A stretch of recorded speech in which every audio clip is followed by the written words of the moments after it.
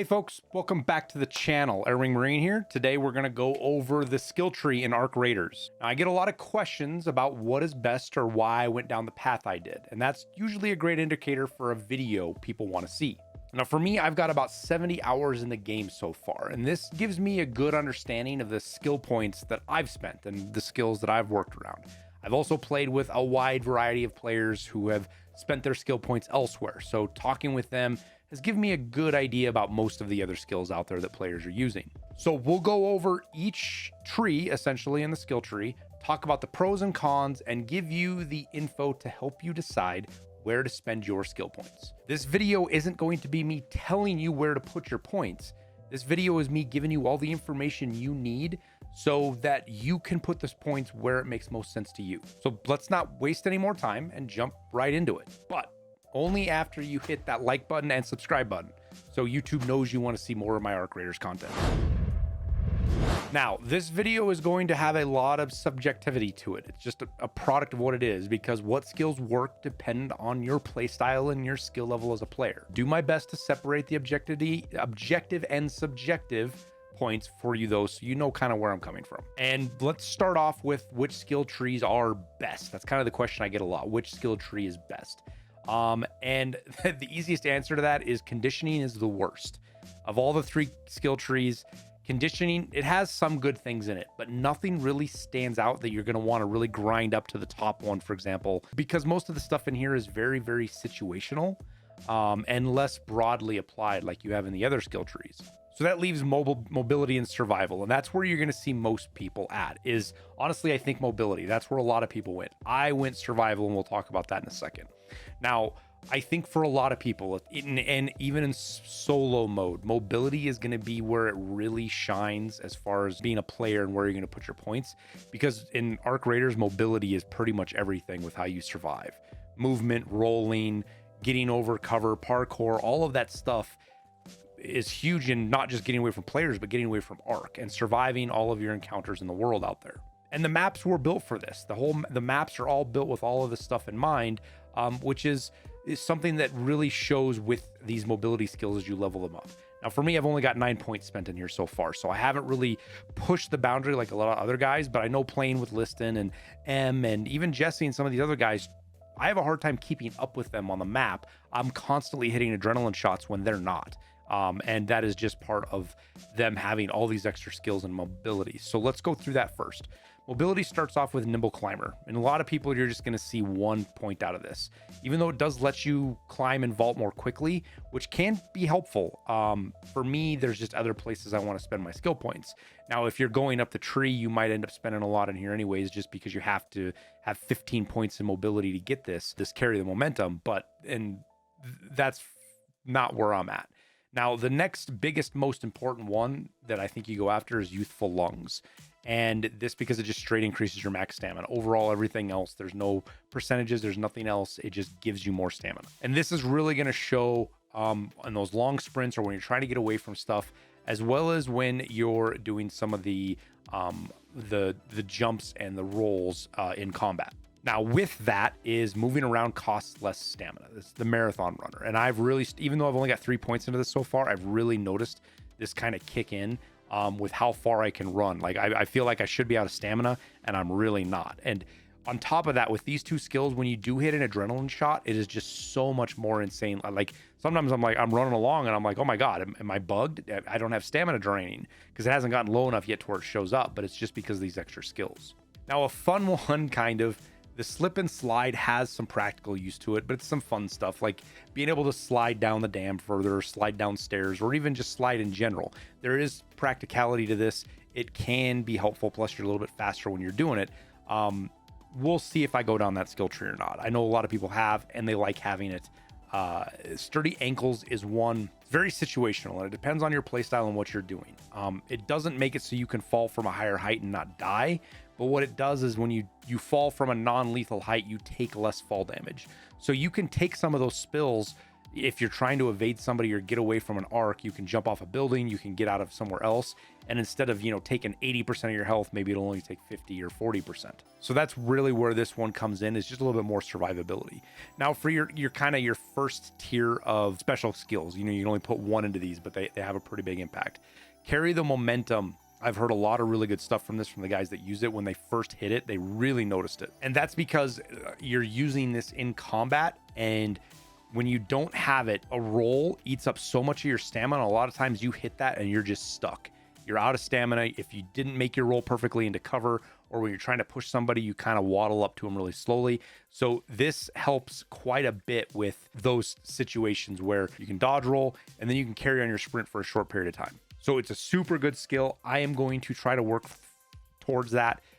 If I spend a lot of skills in here, that's what it's going to be for, is to get to that, just because of how much it helps in combat. Now, the next one, this one is also huge, just because of some of the longer distances, especially like at the end of a match, end of a raid, when you're trying to, like, let's say you had to go onto the north side of Dam to do a task, and then the extract's all the way on the south side, and you're doing a lot of running.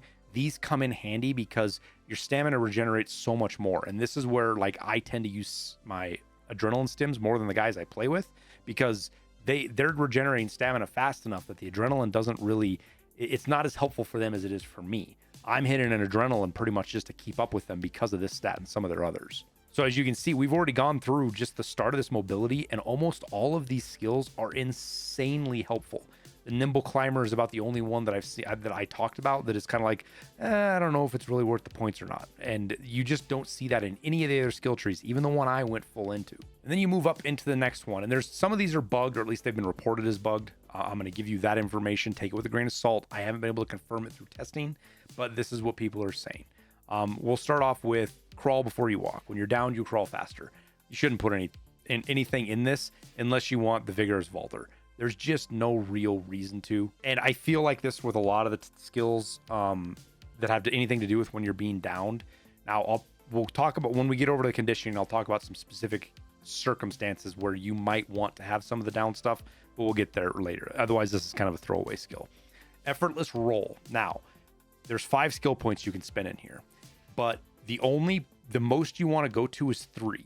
1 matters, 2 doesn't, 3 does as far as skill points. And then 4 and 5 don't get you anything either. Apparently, the way it works out, I don't know if it's how the maths or what it is, but what I've seen people reporting is that you get no less, you don't save any stamina on skill points 2 over 1. So like when you go from 1 to 2, you don't get any more than you had at 1. 1 is it. But when you go to 3, that's when you get your next reduction in stamina, reduction on your roll. But then 4 and 5 don't give you anything over 3. This has to be a bug. This can't be intended. I imagine they're going to patch it. Unfortunately, because of the way the skill tree works, we can't reset our skills other than with the Project Expedition. I'm hopeful they add a mechanic down the road that lets that, because stuff like this sucks when you spend a point and you didn't understand it, or you click on something accidentally and now you're just stuck with it for 2 months. That really sucks. So having some kind of mechanic to spend money to reset this would be nice. But until then, 3 skills in effortless roll is the most you want to put in there. Maybe save some for when they do a bug. I'm going to keep poking around trying to find if I can find a better answer on that, but that's where we sit right now. Just want to point that out. Now, heroic leap is, I've heard both sides of this. I've heard people that love this and people that don't really care about it. And it's about giving you that more distance on that sprint dodge. When you're running and you go to roll, you extend quite a bit further. Now, this can be good and bad, right? Because the further you roll in some tight situations, like if you think on top of dam or on top of some buildings, you might roll too far. You might go too far, and your timing and all of your distance might be around that. So keep that in mind. But there's a couple of the guys listing. He really likes this because it lets him get into cover from further away and stuff like that. You engage a player, you do your trade, and you got to get into cover to reset that fight. This helps out a lot for cover that's a little bit further away. Plus, it can catch players off guard because they're, they kind of get gauged to where people's rolls are, and you roll further, and they might not be expecting that, which gives you just that little bit of an edge to get ahead in the fight. Now, onto the vigorous vaulter. Vaulting is no longer slowed down while exhausted. Situational again, if you're exhausted a lot and you're trying to climb, man, you're in trouble already as it is. But there may be a situation where you use this and it saves your life because you had this skill point. It's just 1 skill point, so it's nothing other than that. And So I'll leave that up to you on whether you want it or not. It might be one of those things you spend points on just because you got to spend, 36 points of mobility to get here. And you'd rather spend it there than somewhere else. Might be good. Off the wall. So you can wall leap further. I did a little testing with this, and you can wall leap. And basically that is when you jump up and you climb onto a wall, and you can push off of that wall and jump the other direction. But with no points in this, which I have not right now, it's not even really a wall leap. It's more of like a fall off the other direction. So I'm wondering if you get this leveled up to like level 5, if you get kind of into that territory of like Assassin's Creed maybe, or I hate to say Titanfall because it's never going to be that extreme, but to where you could maybe on Buried City jump from one building to the other side, wall vault and change sides or something. I'm not sure. Without leveling this up, I wouldn't know. If I get a chance and we do get some resets ability on skills, I might give this a try just to see what it looks like and see if it's practical, because it could be really useful in certain maps. Ready to roll has when falling, your timing window to perform a recovery roll is increased. Man, this is going to sound like skill issue kind of stuff, but to me, this is a waste. I never have a hard time timing my roll when I'm falling. I have a harder time judging, am I falling too far to where I'm not going to be able to roll, and you just face plant on the ground like a goofball. Happens all the time. But that's not because I missed my roll window. That's because I fell from too high. So if you're having trouble with this, catching your rolls when you try to jump off a building or you're higher, because if you didn't know that, when you jump off, if you time your roll, it will save you from small amount of fall damage. Not huge, but I've jumped out of like the 3rd story of some of the apartments on Dam or on Buried City, like 3 floors. And you can time your roll and not take any damage, and it works great, but that's right at the limit. Like, I'm thinking if you go just a little bit higher than 3, not all the way to 4, but just a little bit higher than 3 floors, it doesn't work. It's right there at the limit. 1st floor, 2nd floor, you're perfectly good. After that, you start gambling. But if you're having trouble hitting that time roll, I guess this could be for you. But again, it kind of strikes me as not really a great skill. If you have enough skill to time your rolls, you don't need any points in this, obviously. Now, vaults on vaults on vaults. This is actually kind of a really good skill because it allows you so much more mobility. And it's not one of these things that resets or it's only one thing at all. Being able to vault and not burn up stamina means that you can reposition on players and make movement and still have, you're not vaulting into a window and then you've burned up, 15% or 20% of your stamina, whatever it takes to vault, depending on what you're doing and how heavy you are and all that kind of stuff and your other skills. If you don't have that burn up, there's just so much more you can do with your stamina once you get up there. So that's why it can be a huge one. Vault spring, I don't understand this one. It lets you jump at the end of a vault.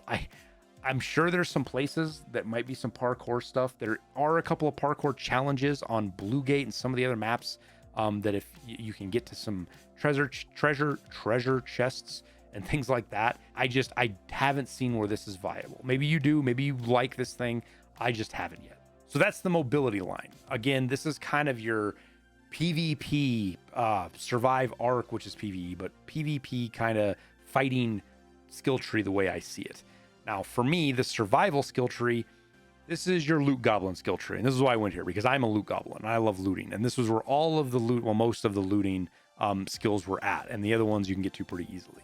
So as you can see, I got my 37 points in here, and that was to get all the way to security breach. But we'll talk about that in a sec. This is probably in my opinion, one of the best skills in the game, especially now kind of early on. It might not be as good later, but we'll see where people spend their points. So Agile Croucher, the only reason I have 3 of 5 in here was you have to get your skill points. You have to have 15 here. You have to get 15 to get to here. Now, I probably didn't have to spend them there. It was kind of me spending points to get to 36 as well and not really having other places and being able to go back. Maybe I should have put 2 points here instead of there. Side note, we're working on a skill tree thing on arcraiders.pro, our website, me and my buddy's website, a help along website with this gentle plug. We're working on a skill tree to help you do this stuff without having to spend skill points, so you can kind of see where you want to go. But it's still a work in progress. Check it out. Bargie's updating it every couple of days, getting lots of stuff added. We're still not quite there yet, but we'll get there. Anyways, Agile Croucher, not super great. Your movement speed while crouching is increased. If you're sneaking around and you're ratting around, this can be huge. I found it less important as I've moved further along. Generally because when you're crouching, you're more exposed and easier to hit anyways, and people can just melt you if they catch you. So it's usually better to just be moving. But I did put 3 points in it. Again, revitalizing squat. I just put 1 point in here so I could get up this tree and get to good as new. That's the only reason I did it. Stamina regaining while crouching is increased just doesn't, I don't know. It doesn't seem important to me. It doesn't seem like it does anything. Looter's Instincts. This one is really helpful. Again, kind of just because we needed 15, but being able to get into containers and out of containers, especially as a solo, is so important. I think when I'm solo, the most oftentimes I get shot and died is when I'm looting. It's not usually when I'm moving around. You're in a container, you're digging through your goodies, and somebody sneaks up on you and you're dead. You're down to your flares off before you can even get out of the inventory. So this helps you get through it. I like the skill a lot. It helps me blast through containers, and when you're like searching and you're looting with somebody who doesn't have this, one of your buddies, if they don't have this, you can usually get through 2 or 3 items before they can get through one, like a survey, a probe, or something like that. So it's kind of nice. Silent Scavenger, I don't know, I'm drawn on this one. It's a good skill, and again, you have to spend your 15 points, so you're going to spend points here anyways. It's so hard to know what is quiet enough that people aren't going to hear it versus they are. Because in Arc Raiders, if you haven't noticed, things are either really quiet or they're really loud. There's not a lot of in between where you're not hearing somebody just walking around. Sometimes your steps and stuff will hide it, but usually you're quiet enough that even this, I don't think matters. Again, that's my opinion on it right now. I don't have testing or facts to go, okay, you can hear looting from, 10 feet away with this 0 skill, but with it 5 skill, but this is a 0, you can hear it from 40 feet away. I don't have any of that. I don't know how much impactful this is. Again, you have to have 15 just to move it on. So this is where I chose to put my points, but I don't want to say, oh, this is amazing when I don't actually know. Now, the next really super important one is in-round crafting. And looking at this, I guess I did have to spend three points here because this wasn't multiple levels. This is probably one of the most powerful skills in the game. Because even as a free kit, it lets you kind of snowball a little bit because you can craft impact grenades, you can craft more meds, you can craft adrenaline, you can craft your meds, your bandages. And as you level it up, you get another skill up here. We'll talk about it. You can get even more kind of crazy crafts. So it's super important to have this field craft item, in my opinion. Even if you're going some of these other deals, this should be something, it's just 3 skill points. You do 1 here, 1 here, and 1 there. You should be doing that just because of how much power this gives you and flexibility as a player when you get into raid and maybe you ran out of meds or something else. This helps out a ton. Now, when it comes to these first 2 skills here, again, both of them, I really enjoy them. While critically hurt, your movement makes less noise. This one is really good as a passive that you have to click on. You do just to get through. I've been able to, after I got screwed up, been able to sneak away and get out of engagements and reflank people while healing. And I think this is part of that because you're not making a bunch of noise when you're moving. You're quieter and harder to hear. Now, good as new, this is great for running away. Sounds weird, but you got to know when to run away, right? To survive. You get screwed up and you're trying to get away from players while you're healing. You get that little bit of stamina boost because you've got to stop to do your bandages and stuff anyways. So while you're doing that, your stamina is regenerating a little bit faster. So it helps out a lot with that. Again, survival tree, there's a lot of survivability with this. So don't scoff at this and think it's silly because it does matter. Plus you need it for this stubborn mule anyways, which is great. But we're going to go down this top tree because this is really the one you're going to go after. First off is broad shoulders. This is a great skill. Because I'm sure you guys have all figured out now you're overweight a lot, especially if you start picking up guns and things like that just weigh a lot. It doesn't take much. And each skill point here gives you 2 extra kilos or 2 extra units. I'm assuming that this is kilos up here. They don't ever say. I guess that would be 40 kilos would be a lot of weight. But the 40 unit, each of these skill points gives you 2. So when you do 5, you can carry 10 more units or kilos or whatever it might be. Of loot, which is really good. It matters, believe me. Looter's luck, man, I don't know. Again, this is something I haven't been able to test, and I don't even know how to test it. It's one of those, it's almost untestable because just the number of data points you would have to do to really have a good answer to this.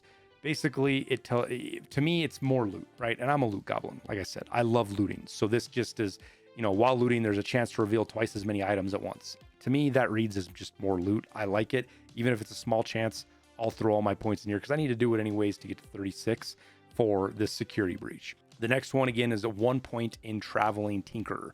Now, this just unlocks additional items to fieldcraft.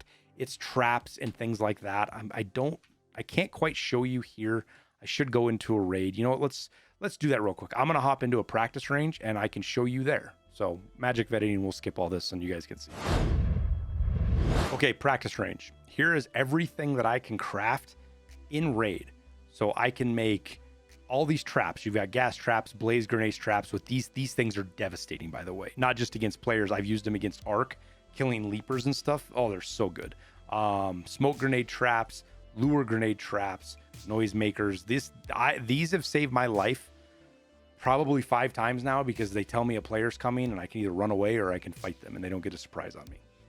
Again, you can make impact grenades. You can make little smokes. These aren't great, but they do work okay. And they're super easy to craft. It's 1 plastic part and 5 chemicals. You can find this in 5 minutes, less than that. You can find this in 30 seconds in any raid you go into. I can craft herbal bandages, which are fantastic. Obviously, normal bandages and adrenalines, which I use these quite a bit. I craft these in a raid a lot more than you think because I forget to bring them in or you use them up or somebody else needs them. Just takes a little bit of plastic and chemicals. You throw them together. The biggest one, I think, is the shield rechargers, because as long as you find an arc power cell and some rubber parts, which once you learn out what turns into rubber, you know, things like wires and stuff like that, I'm usually running around with, you know, 15 to 20 rubber in my inventory till I start filling up on loot, just because I want to be able to craft more of these after a fight, because they're just so great. Arc power cells are everywhere, and you just get your shields back really quick.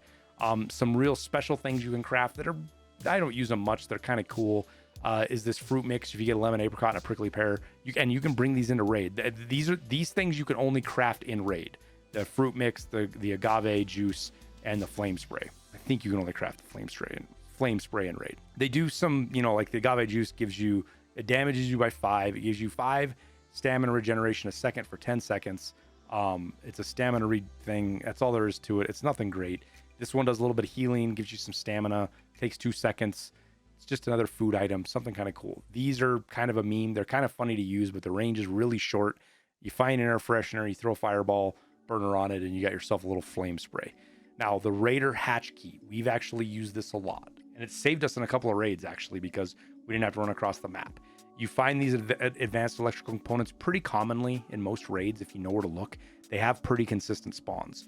So you find those in 3 sensors, which you can break those down. You can get sensors by breaking down, I think, remotes. I'm trying to think of some of the other items. There's like a radio or something you can break down that'll give you sensors, and they're not too terribly hard to find. I think there's even some arc stuff that breaks down into it, and you can craft yourself a Raider hatch key. And is nighttime they don't work, but in the daytime, man, they're get out of jail free card, because you don't have to go to a contested extract, or you don't have to run all the way across the map because you lost track of time. So just keep that in mind. Plus, it gives you the ability to craft them, I think, out of raid. Let me back out of the this here, but even I don't know. Honestly, I can't answer this question for you. I wish I could. That you can craft the keys out of raid. Like, I can craft them now, right? I can go into the workbench, or maybe it's the utility station. I can craft these, and I don't know if that's because of the skill or not. I think it is. Let me know. Maybe you have them. Maybe you got a recipe. I'm not entirely sure. Let me know in the comments down below what you guys think about that.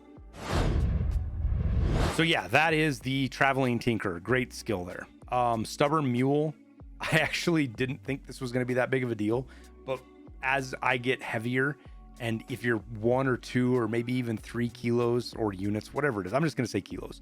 You're 1 or 2 or 3 kilos overweight. You don't even really notice it at first, because your stamina still comes back pretty quickly. And you have to put points in something anyways to get to this. So that's where I put them, and I liked it. Now, this one Raider Scraps one is one that I'm not sure about. I put 3 skill points in here to get to my 36. And I'm not sure if I'm going to put 2 more in here or not. Looking through the skill tree where I'm kind of spending stuff, I think I'm done. But this one, it's when looting Raider containers. Those are your like Raider stashes, and some others. I think this includes like backpacks, and some of the other containers that are Raider containers, not just Raider stashes. It says you have a small chance of finding additional field crafted items. Now, nothing has jumped out to me that like, oh my God, I'm getting extra items, but it's more free loot, right? I like loot. and so I threw it in there. I would love to hear more from the developers on what this actually means. We'll just have to wait and see. But that's where I put my points to get to the ultimate skill in the game, in my opinion, is the security breach. Again, opinion. This allows you to breach security lockers. You'll see them around. You can't breach into them if you don't have the skill. But once you can get into them, man, the loot in them is insane. There's places where we'll have 2 of these. You know, you can do the on Spaceport, the towers, like the watchtowers along the wall. They have, every one of those has them in there. Sometimes the bunkers, you know, there's little bunkers out in the middle area. Those will have security lockers in them. And when you open them up, you're getting all sorts of goodies. We'll throw some B-roll up here in a sec. But as far as, you get tons of these weapon parts. Let me get to them here. Where are they at? So like light weapon parts, heavy gun parts, medium gun parts, and even the purple ones, the complex gun parts. You get tons of those in security lockers. You also get crazy guns. There's not a lot of guns here. You're not going to see a lot of them because I've actually turned them in for my projects thing, the expedition, like your combat items. I'm on 5 of 6. You've actually got to turn in a lot of stuff. And for like example, a Volcano 2 is worth 13,000 and I have to get 250,000 points. So I would have a lot more guns here if it wasn't for that. But I've turned a lot of those in. So, but I've gotten purple guns. I get Batinas. I've gotten blueprints. You get some weapon blueprints and some attachment blueprints out of them. Ammo, grenades, utility items. They are insane. And if you run them at night, they're just that much better. I love the security breach.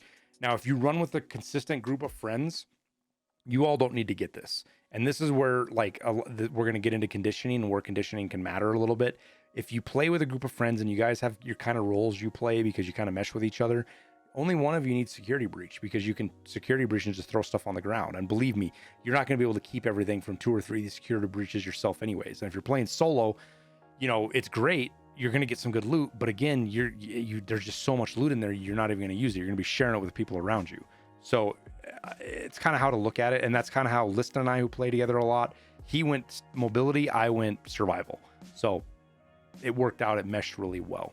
Now, as far as the 3 deep breaths, you know, there could be, I haven't decided. I might put some points into this to pair with the mobility side because you're using an ability that drains your stamina, and being able to recover that stamina more quickly after that can pay off in many different situations.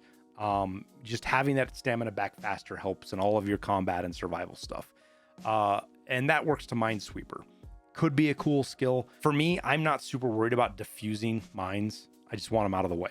Because you can diffuse your own. This is other people's. And yes, it could help you be a little bit more sneaky, and maybe there's some places where this would go off. But I think there's a better place to spend a skill point than here on Minesweeper. I could be wrong, but that's my opinion. And that covers the survival tree. So now I committed a cardinal sin with YouTube, and I gave you guys the good stuff up front and saved the worst for the last. So hopefully you guys stick with me through this, because there is some important stuff in conditioning and some situational stuff that we'll talk about. Obviously, I have put 5 points in used to the weight because your shields slow you down. Not a lot, and this number could change. You know, they could play around with these numbers because they did from the tech test, but like a light shield doesn't slow you down at all, right?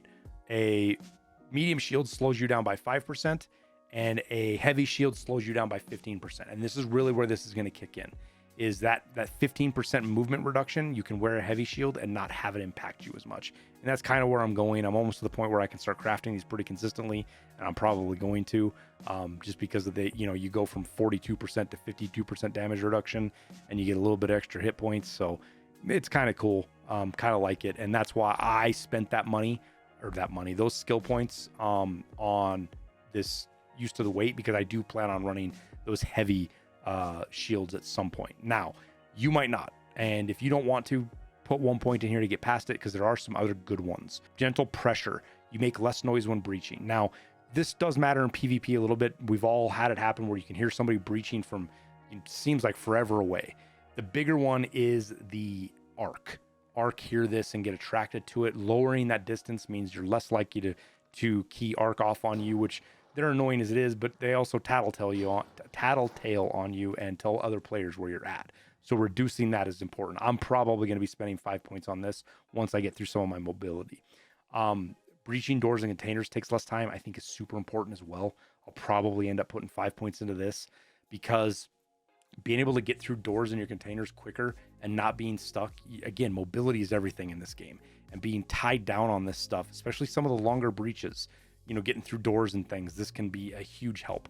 I don't know how much it is. I don't know what 1 to 5 points are. I'm going to throw 5 points into it probably just to get it because I like to have that extra bit of there. Now, blast born, your hearing is less affected by nearby explosions. This is something that right now isn't important, but I could see becoming very important eventually. Players haven't metagamed this enough really yet and haven't figured out that if you throw a grenade at somebody, and even if you don't damage them, if it blows up close to them, they can't hear for a solid couple of seconds, which means you can run up on them and they have no idea you're coming. They can't hear you. And players don't use this a lot yet, but they're going to more. So as we get further along, this might get more important. Right now, it's going to be, you're going to put one, I think you're just going to put 1 point in here just to get past it if you want to do some of these other skills. And that's really it. Now, there are some better skills down this tree, but I just don't think it's worth the skill points. You're giving up too much stuff from these other 2 skill trees to really make it worthwhile, but we're going to talk about them. The first one is Unburden Roll. If your shield breaks, your first dodge roll within a few seconds does not cost stamina. This is huge. This is more of that survivability stuff that, hey, your shield breaks, you can take a couple of steps and then sprint roll, and it doesn't use any stamina. Even if you're out of stamina, it allows you to do that, which I think is super important, especially in some fights, because your shield cracks. If you can get behind cover, it makes people much less likely to push you because you can quick peek them back and tear them apart before they can get to you and get more shots off. So it could be a really good skill. But spending 15 points in here, I don't know, man.